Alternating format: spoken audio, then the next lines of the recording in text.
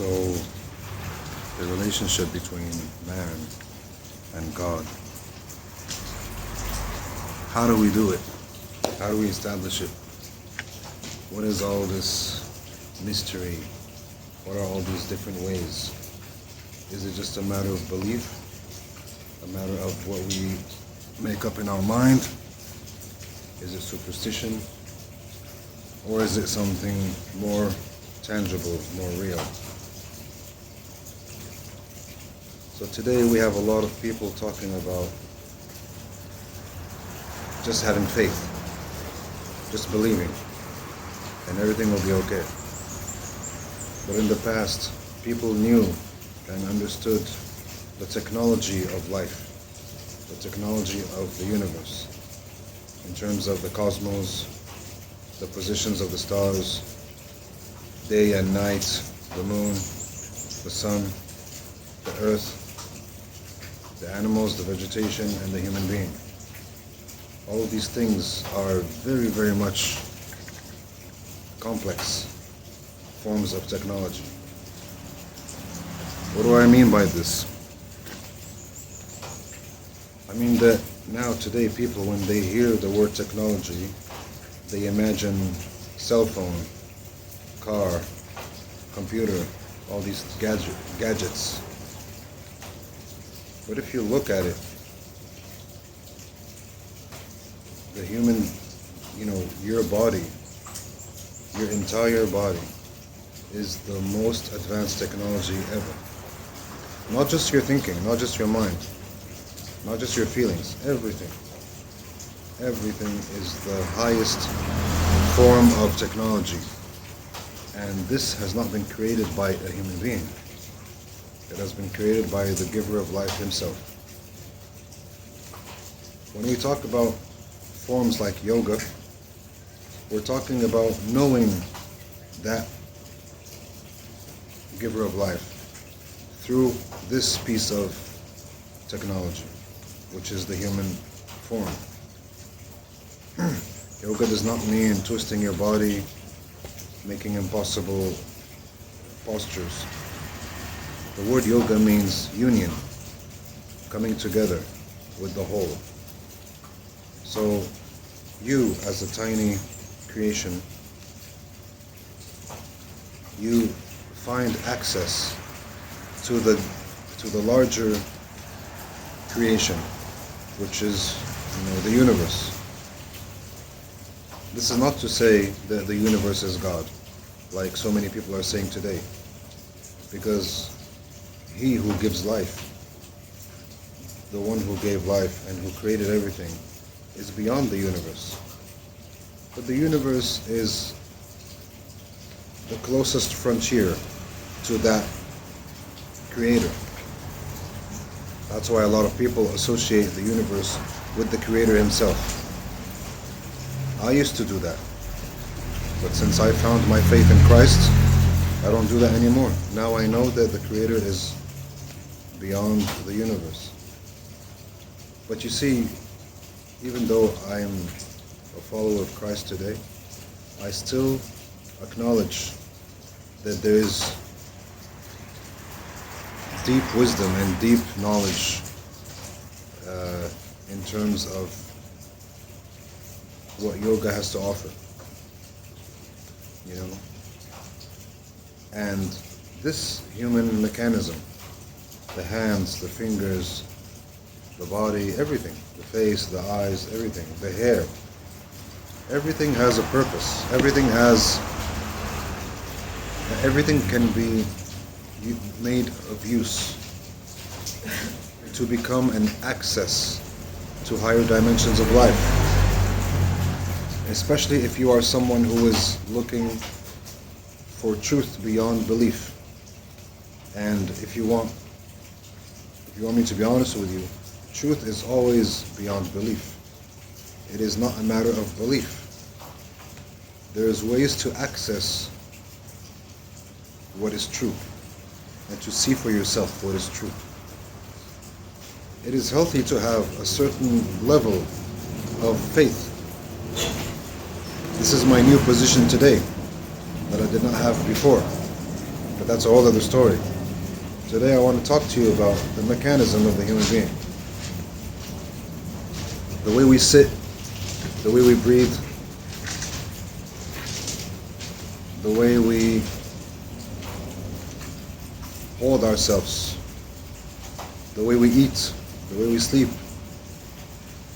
All these things, these little things that seem very mundane, actually make a huge difference in establishing what is your position in life. If you are someone who is going to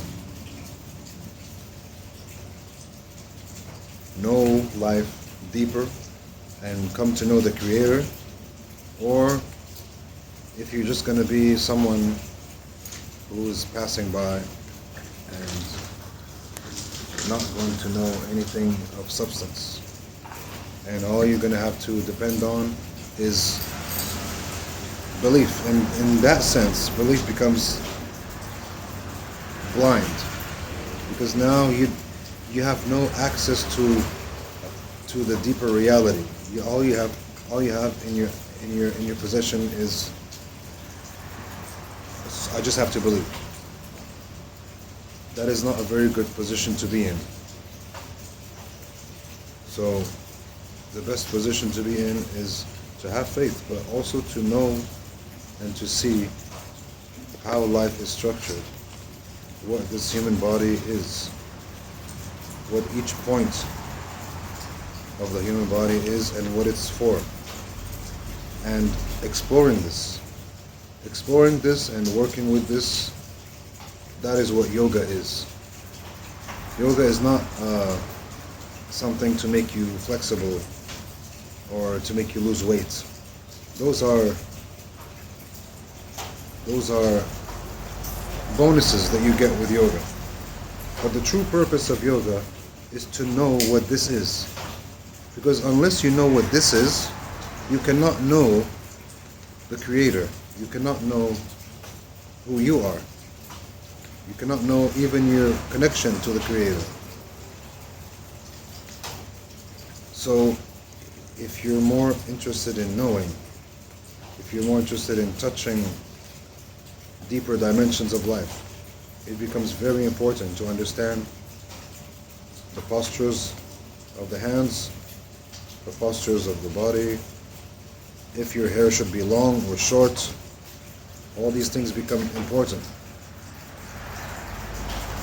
because every one of these things makes a difference in how you connect with the higher reality, which is God.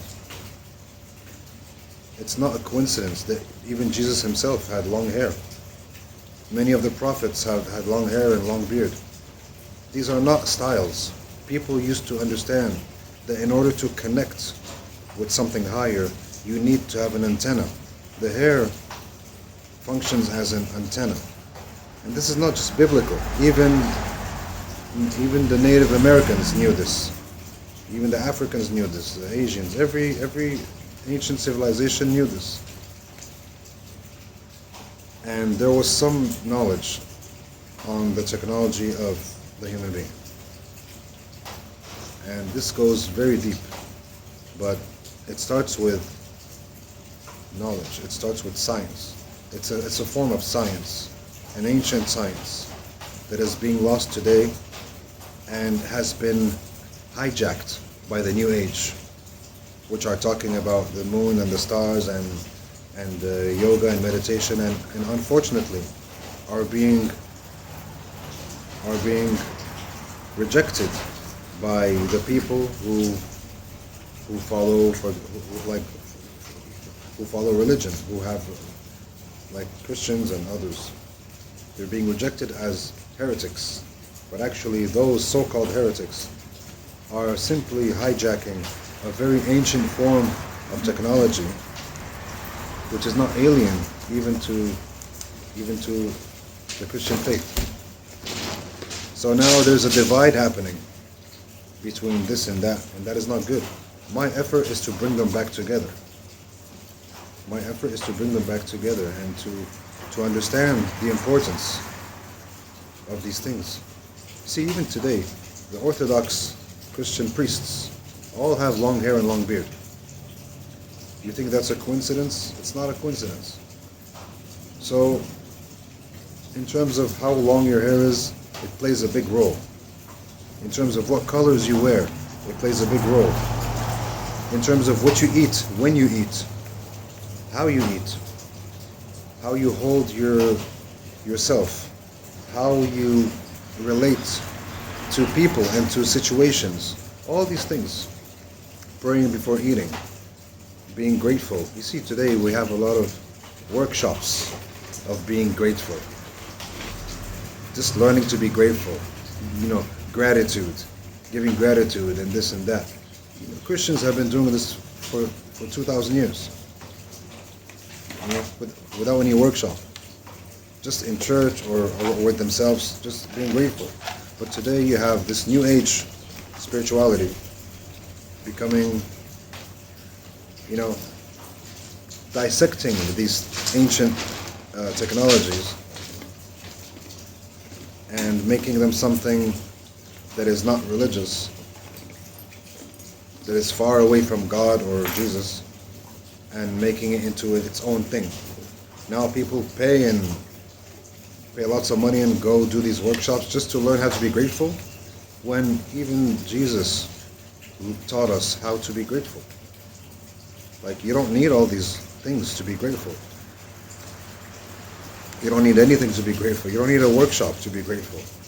You don't need a guru, a new age guru, to teach you how to be grateful. If you just sit in nature, if you just sit in your room, if you just close your eyes for a little bit, breathe, and fast for a few days, even if you don't fast, even if you're eating, just being grateful for any little thing you have makes a huge difference in your life. So these things have to be taken on by Christianity and religion in general. And we should not let these new age people hijack them. And there's a lot more than just being grateful, but this is just one example. So try to learn, try to understand this mechanism. If you call yourself a believer in God, don't just believe in your mind that God is real and God loves you. That's fine, that's good. But God is so much more than what you think.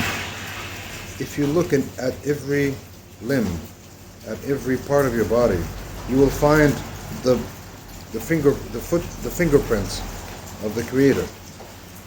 And the Creator is not just love, He is intelligence itself. You will find many things that you can do with your own body if you understand how to use this mechanism. Just like Jesus said, that we will be able to do far greater things than Him. He said this in the Bible. We can do things even greater things that even He did, which may sound very strange for some people, but He said this Himself.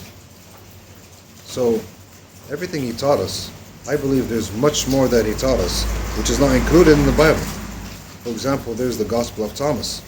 A lot of people say that the Gospel of Thomas is a heresy, but actually the Gospel of Thomas is known to have been the one disciple to go from Jerusalem to India, and funny enough, that's where the Gospel of Thomas was born and flourished, and it exists even today. The Gospel of Thomas existed in India since the very first century of Christianity. So today, even though I follow the Catholic Church, and we don't have the Gospel of Thomas, but I do consider the Gospel of Thomas to be an authentic gospel. And in the Gospel of Thomas, he speaks more about these esoteric sciences than anything else. He doesn't go into the life of Jesus. He speaks about the science that Jesus taught, the meditation. I even heard that it speaks about reincarnation. So it makes sense that the Gospel of Thomas would not be included in the other canons, because it speaks in a much different language. that it's going to confuse people. So the early church fathers have decided not to include it in the canon. But I think it should be included in the canon. Even if it's not included, you can include it yourself. You can read about it. You can study it. And it teaches you exactly what we learn in yoga. So these things, knowledge, science, on the esoteric sciences, go beyond one particular religion, one particular denomination. We have to be seekers of truth. And by being seekers of truth, we can find more, and we can understand more, and come closer to that which we call God, to that which we call,